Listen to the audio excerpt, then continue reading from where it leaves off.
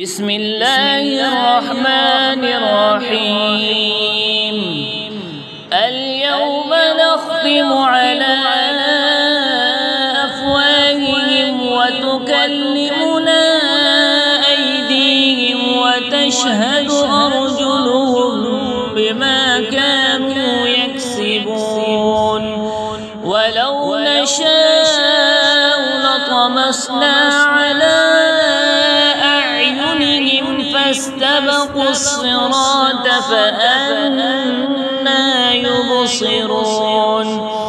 ولو نشاء لمسخناهم على مكانتهم فما استطاعوا مضيا ولا يرجعون. ومن نعمره ننكسه في الخلق أفلا يعقلون. وما علمناه الشعر وما ينبغي له إن هو إلا ذكر وقرآن مبين لينذر من كان حيا ويحق القول على الكافرين.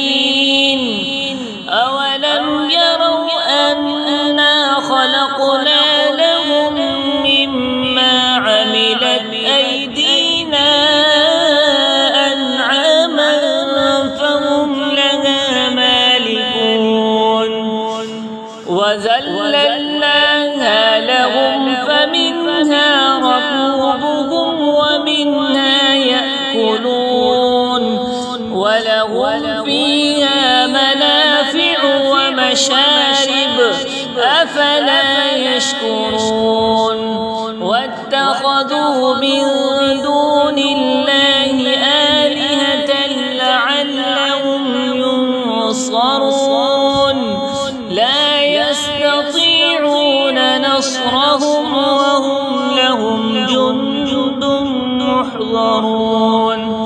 فلا يحزنك قولهم إنا نعلم ما يسرون وما يعلنون. أولم ير الإنسان أنا خلقناه من نطفة فإذا هو خصيم مبين. وضرب لنا مثلا ونسي خلقه قال من يحيي العظام وهي رميم قل يحييها الذي أنشأها أول مرة وهو بكل خلق عليم. الذي جعل لكم من الشجر الأخضر نارا فإذا أنتم منه توقدون. أوليس الذي خلق السماوات والأرض بقادر على أن يخلق مثلهم بلى وهو الخلاق العليم. إنما أمره إذا أراد شيئا أن يقول له كن فيكون. فسبحان الذي بيده ملكوت كل شيء